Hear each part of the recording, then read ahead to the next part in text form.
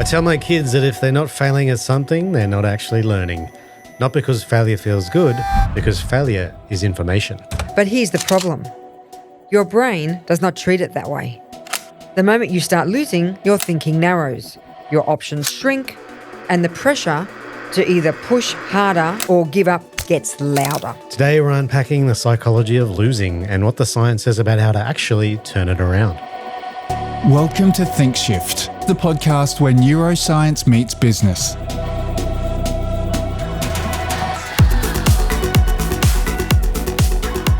Hi Leanne, good to see you again. Hey Clint, how you going? I'm good. Everything all right this week? We didn't have anything. Yep, healing up, Yeah, getting better. So I can see that it's still strapped, which is good because I said to you to keep the strapping on for a bit. So yeah, it'll be strapped for a long time. Yeah, good. Yeah, maybe even a month. We'll see. All right. So today we're going to talk about how to win when you're losing. Yeah. Most people respond to losing in one of two ways. They push harder on what is not working, or they bail before they've had enough information. So, Leanne, when someone starts losing, a sale run dries up, a campaign tanks, a launch flops, what is actually happening in the brain? So basically, besides sadness and frustration, And big tears. And big tears, yeah. We see it as a risk and basically as a threat response. The psychological power of losing something is actually twice as effective as gaining something. So loss for us as humans is not only do we take it personally, but we see it as failure, or we see it as, oh my gosh, what did I do wrong? Who's to blame? And blame is a coping mechanism.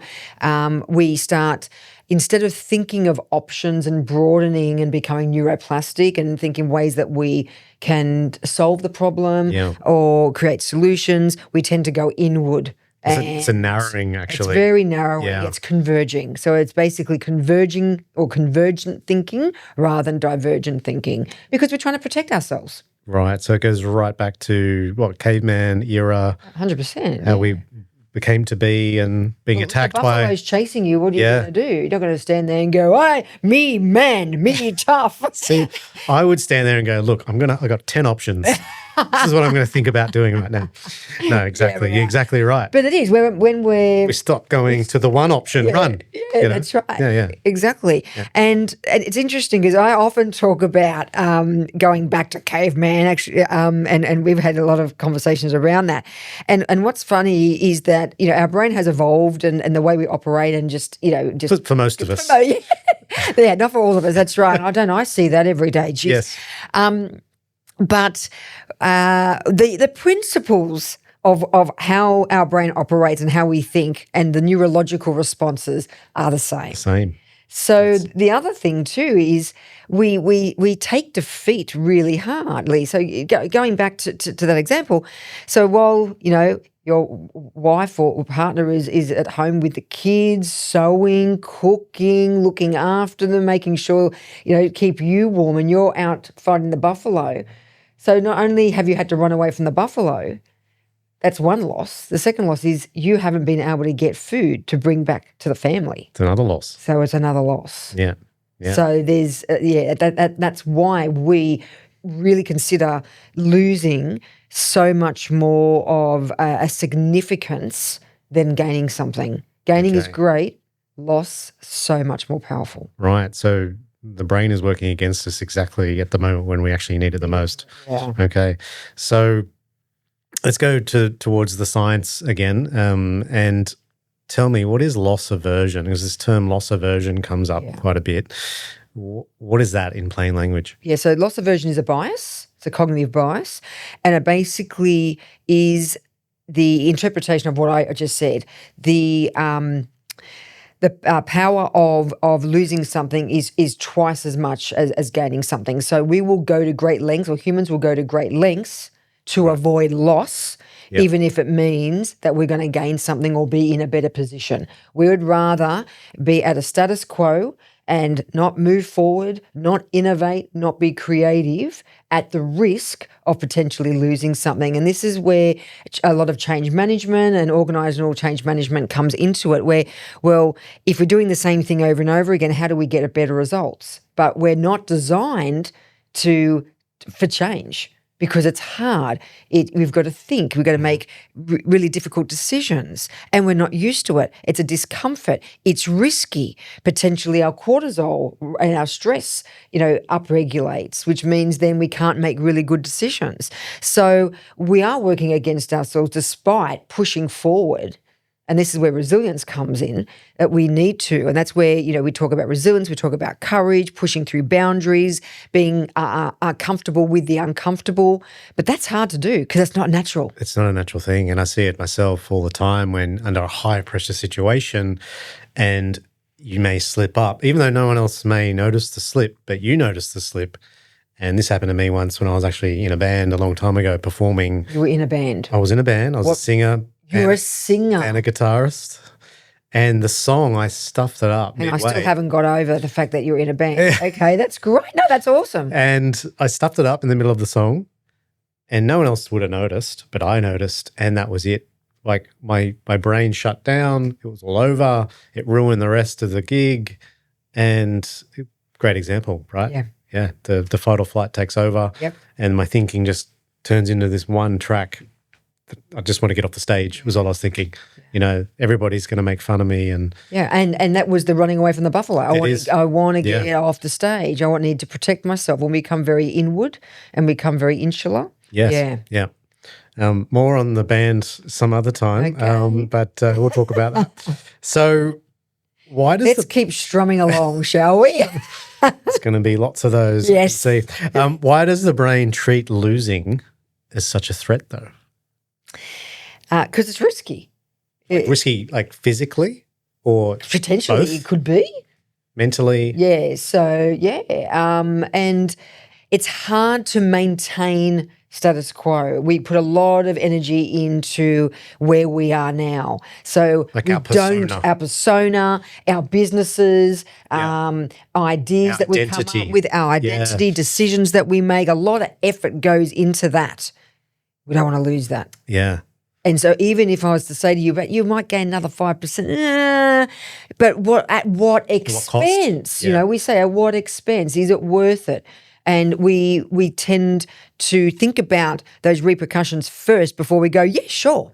Yeah, sure. And that's not being a yes person. Yes person, we go, yeah, sure, yeah, sure, yeah, sure. Often being a yes person or saying yes to too many things, which both you and I do, is around because we don't want to lose something.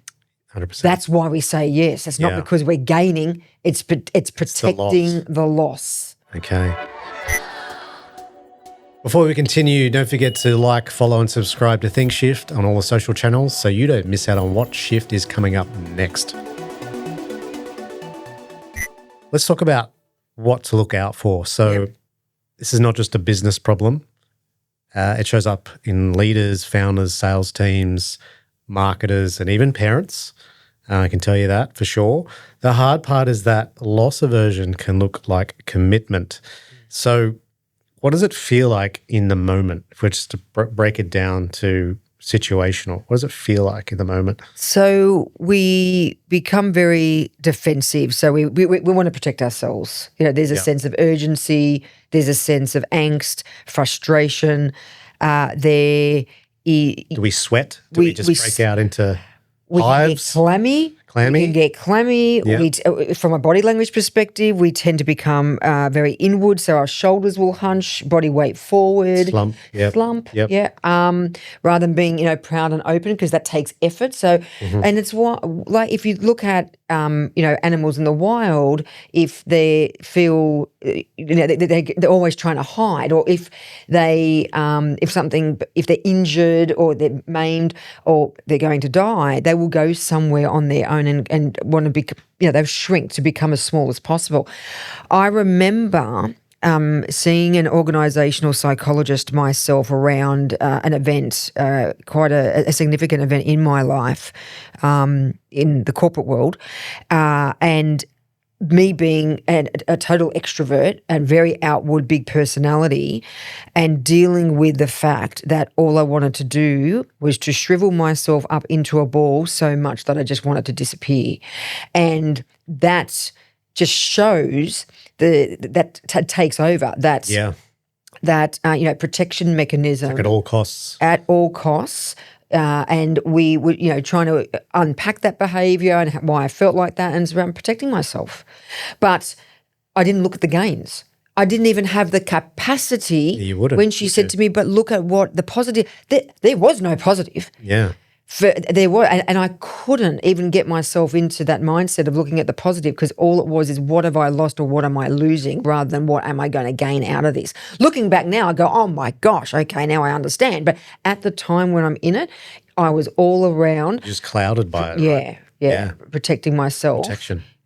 Because that loss is twice as important to the gain. If we just look at business for a second here, some of the signs that loss aversion is driving the decision, one of the top ones would be you keep saying, we've already come this far. Yeah. Like what are some of the other signs? Come this far. What is it? If it ain't broke, don't fix it. We've done it like this. It's very rigid. Narrow thinking. Narrow thinking, convergent thinking. We've done it like this for the last 20 years and it's worked. Yeah, okay. Why do we need to change? Why do we need a new employee? Why do we need a different framework? Why do we need a different process? New process and frameworks are hard work. Yeah. They are hard work, even though the potential gain is great. It's like changing a product, changing vendors. Moving away from a company that you've been working with or partnering with. It doesn't come down to loyalty. It comes down to ease. Right, yeah. It's, loyalty is also part of that, but that's the secondary. It comes down to ease. We stay with a particular, or make a decision and stay with that, and we commit to it. You mentioned, a bit of commitment bias, because it's easier to stay than to go. Also, we don't know what are we going to gain. The potential loss is greater, that we don't want to risk it. That's the term. The grass is greener. Yeah. Is it? We look at it as a negative. Oh, the grass is always greener. Sometimes it is. Sometimes it is. Actually, let's look at rather than being a pessimist, let's look at let's be an optimist. It could be with sunflowers and roses and tulips.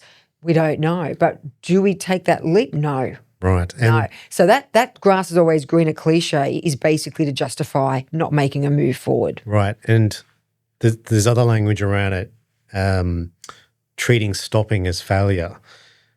It's interesting. We're kind of skirting around sunk cost fallacy a little bit here as well, aren't we? Which we're going to talk about in an upcoming episode. Yes. Is there a blur between those two? 100%. Okay. 100%. So sunk cost fallacy is more around commitment, that you've committed so much to it that you can't let go, where loss aversion is purely about not putting any kind of emphasis on a gain and protecting the loss. Okay. So a good example would be, and this was a piece of research done in the States, where you were in, I think it was either at Target or Target, one of those types of shops, or one of those stores, and at the register you were given an option to get a $5 voucher that you could use later, or $5 off your purchase right now. Right then and there. What do you think happened? Right then and there. Absolutely. Every time. Right then and there. And it's all very well to think, oh, well, I got it for later. No, I want it now. Instant gratification. Absolutely. Yeah.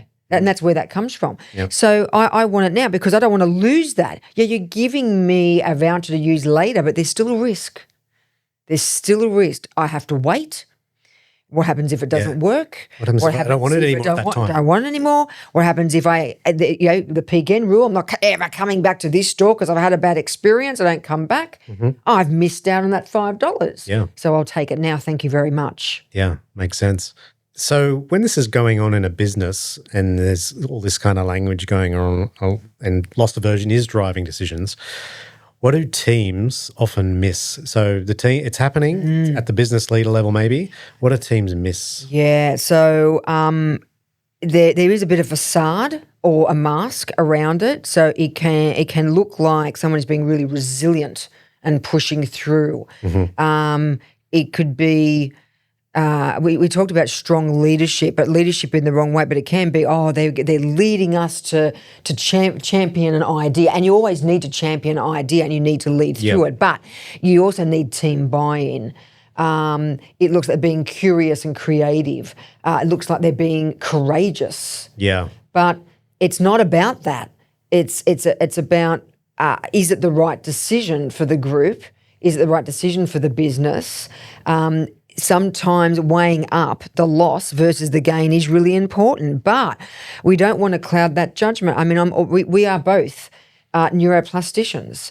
Our entire work and our entire existence, and for me, I've been doing this for a very long time, is around neuroplasticity and broadening your thinking, broadening your skill set, creating new, neural pathways for learning, but at what cost? So I still weigh up the risk. Yeah. I still weigh up the risk. There are a lot of things that I could do that I don't because I need to protect the loss. For sure. And I'm the same, exactly the same. So looking at sales and marketing then, how does it show up in sales and marketing? If we don't, discounting is a big thing. We've got a discount. Yeah, but if you're going to discount, and this is what I always say, if you're going to actually discount, don't think that you've got a good deal because you've discounted, especially if you've been working with Clint and I. There's a reduced scope of work. So you might think that don't think that, okay, there's a loss there, but there is a huge loss. It's not the fact that you're going to discount, it's the fact that you're actually not going to get what you want, or you may not be able to solve the problem as well, or you're not going to get all the features, or you're not going to get all the details. Right. So are you willing to risk that? That is one of the biggest things that I see. The other one, and you talked about that constantly, this comes around change management and organisational change. Around continually throwing money at campaigns, or continually throwing money at getting funding or grants for something that potentially isn't going to work, but the stopping it seems as a failure or a loss. Yeah, and we're so protective of that. Also, what is expected behaviour? For sure, is it expected behaviour to move forward or stop? It takes a lot of courage to stop, but if you are going to be losing, you need to weigh that up. But you could explain that a little bit better. Yeah, look, I've had a project where the instinct was to keep pushing forward because you want to get it right for the client. And it just kept going on, one more revision, one more round. And it became to the point where you just kind of have to stop and go, what are we trying to achieve here? Like, what's the outcome? Let's make sure that we keep that at the forefront of what we're trying to achieve.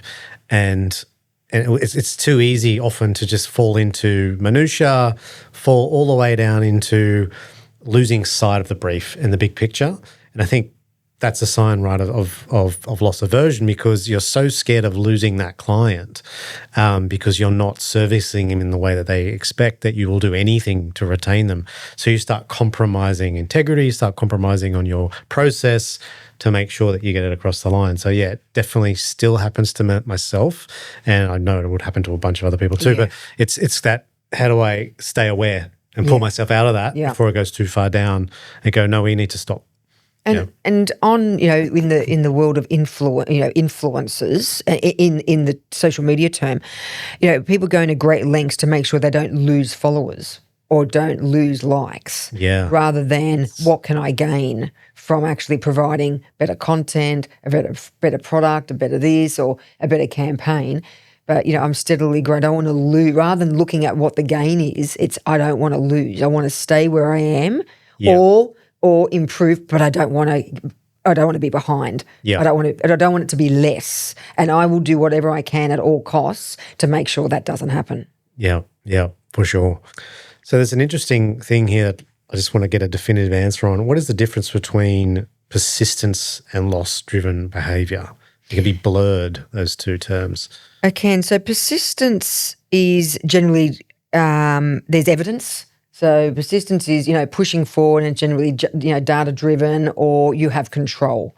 So persistence. So this side of the gain. Yeah, that's right. So persistence is pushing through, and you can also persist in the opposite too. The persist to avoid the loss. Yeah. So persist isn't always pushing forward. It can be being persistent to protect what you might actually lose, where loss aversion is focusing on the loss only rather than the gain. So we have a negative versus a positive here. Okay. So persistence is guided by data. Yeah. And loss-driven behaviour is guided by fear, basically. Yep. Yeah. So a bit of a mini checklist for the listeners.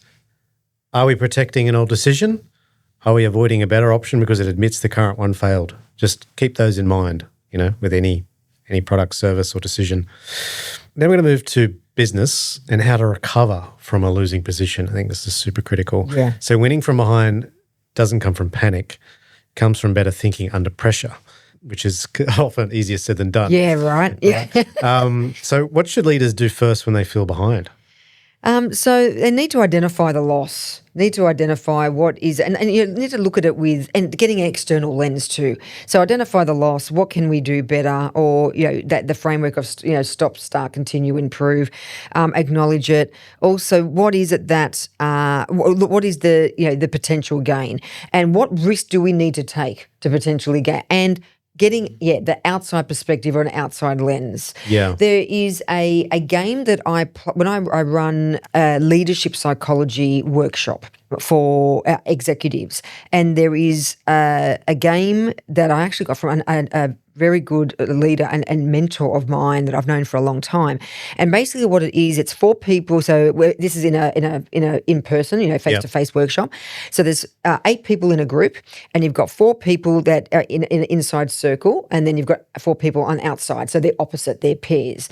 And the inside person has 45 seconds to articulate a problem to the outside person, and the outside person has 60 seconds. And believe me, I've got the stopwatch and I'm screaming, change. Yeah, I normally have no voice. Yes, correct, no voice after that, but it's good fun.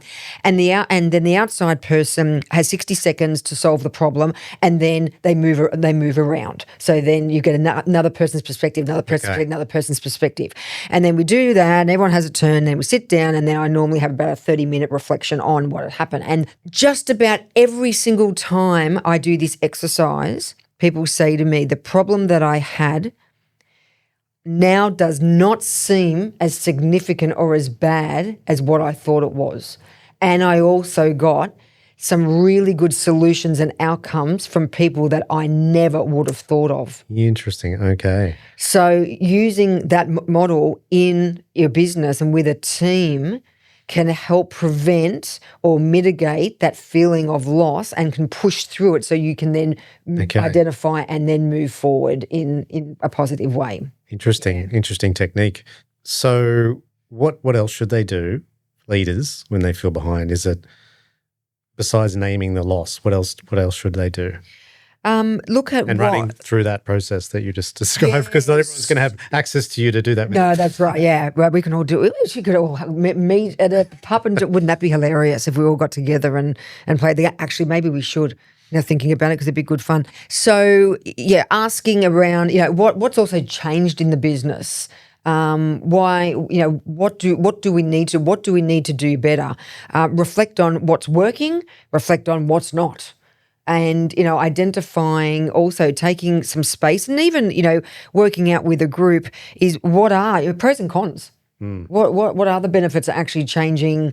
What are the benefits of actually moving to a new platform or a new person in the team? And then what are the negatives, and weighing those up? But making sure that you don't just emphasize the loss, you've got to emphasize the gains. And, if the gains outweigh the loss, we will move forward. Yeah. I mean, we haven't come to where we are from caveman by constantly relying on loss. We'll have been able to move forward and identify the gains, but we need to be able to do that, knowing that there is this bias called loss aversion that will hold us back. I think a really key thing you touched on before, though, was the idea of getting an external set of eyes onto your business, and that can seem scary. The word consultant gets bandied around, and it can sound expensive. Like the word, but that tiny engagement where the consultant can identify what's going on within an hour, sitting in a room with you, is worth. It's weight in gold rather than spending the next 6 months burning money.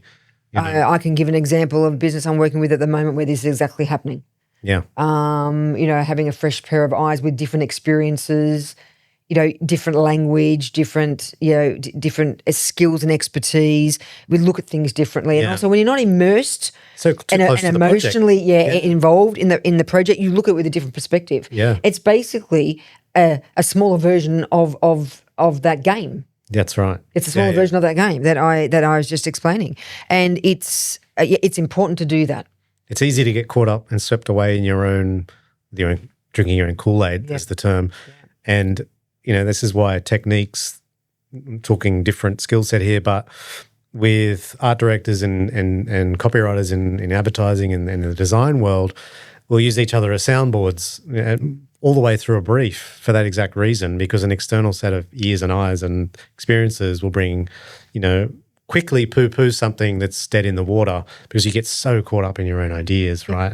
And same too with founders and leaders. They're so swept away with their vision that it can get in the way of progress. Correct, yeah. And also another loss is, reputational risk or feeling like a failure or being embarrassed. Yeah. So where psychological safety is really important in a team environment. 100%.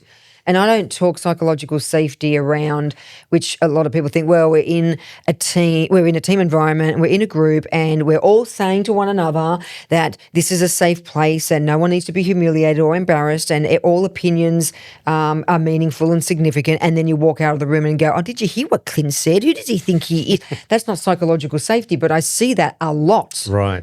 Psychological safety is an environment. It was a term coined by Amy Edmondson from Harvard Business School.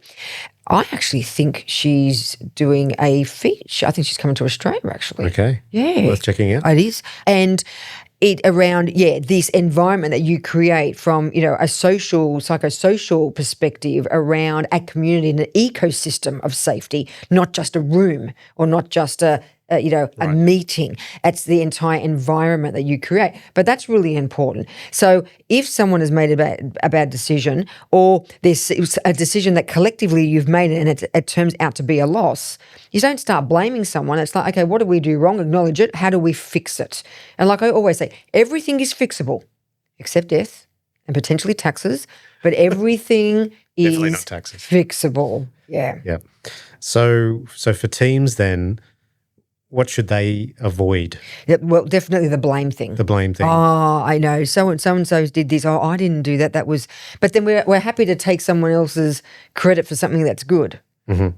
Oh yeah, that's how it works, right? Do you call that human nature or just bad teammate?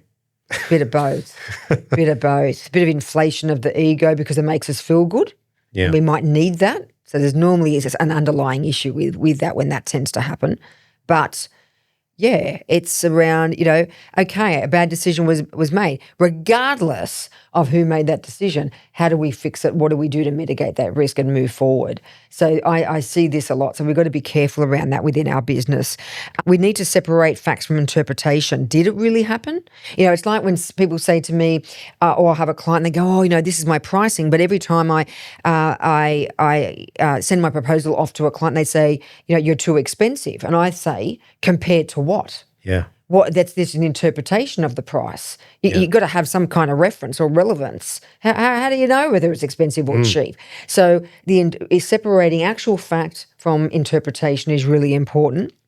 Slow down decision making is also, and that's hard because we're thinking fast and slow, right? So we're constantly thinking fast. But pause. I know myself, if I have 100 things going on in my mind, and I can't give my full capacity to a particular, say, decision, I know that decision will be poor.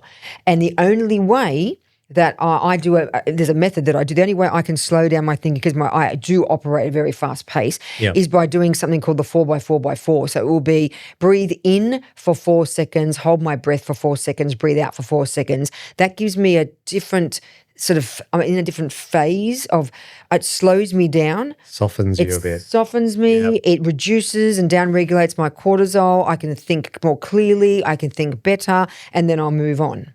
It's similar to the breathing square technique, right? Yeah, but I just do it in the 3. Yeah. So the square's the 4. The 4 is in, hold, out, hold. Yeah. Yeah. Which is one, we've given my youngest, she's used the square whenever she was frustrated or, heightened with whatever frustration she was going with. We would say, go and use the breathing square, and that would just lower everything. clarity comes back in, she can move forward, she can make better decisions. Yep. And all those There's a reason why, if you've got a smartwatch, and as much as it annoys me, I get it, but there actually is a breathing psychological reason why there is the app. Or you get the trigger, take a breath or move your legs at 60 minutes. Right. It's not there to annoy you. Everyone's going, oh my God. It did. I hate turned it that off. Thing. Yeah. It has been put there. There is science behind it. It is a scientific technique that at every 60 minutes to work in the most optimized state that you actually need to. Now, don't go for, you can go for a walk for an hour, knock yourself out. But I mean, that's not the intent. It's just for a minute or so to stop and breathe, do the triangle or the square, or get up. I sometimes will make a cup of tea or do something like that to reset your gears. Yeah. You got Otherwise, you are only going to make bad decisions. Yep. No, it works. Absolutely works. So excitingly, you have a bit of a recovery framework that I'd like you to run through now. Yeah. Can you explain it in high-level terms what that framework is? Yeah, it sort of also is a square. It is a square? It is. Okay. Because there's 4 sides. Okay. So it's actually, the framework is stop, start, continue, improve.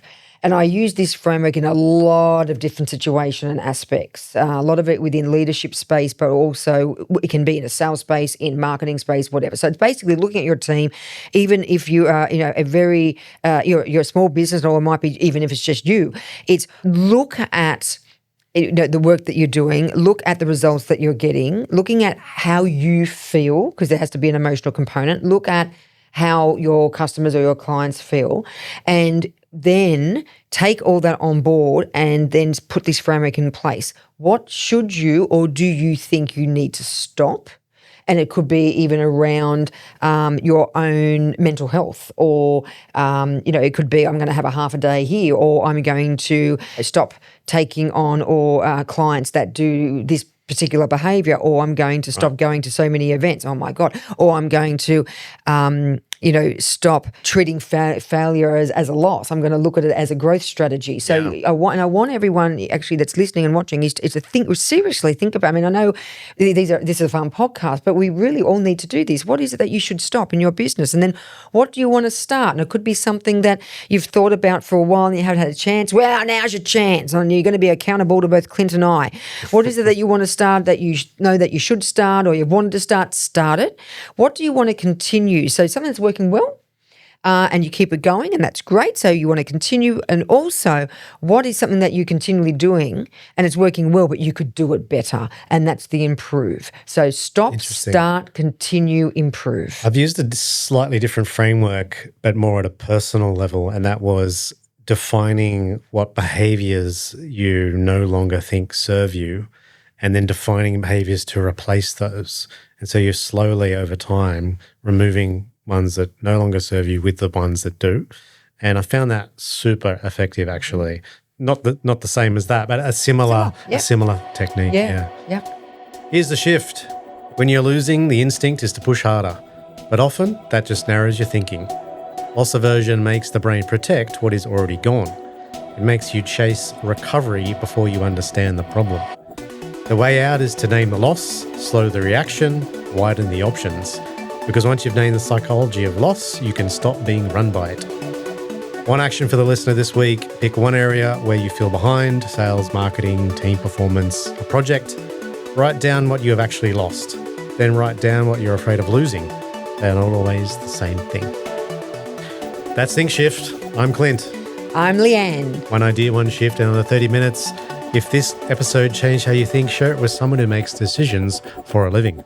And guys, don't forget to follow, subscribe, like Think Shift on all the social channels so you don't miss what shift is coming up next. See you in the next episode. See you later.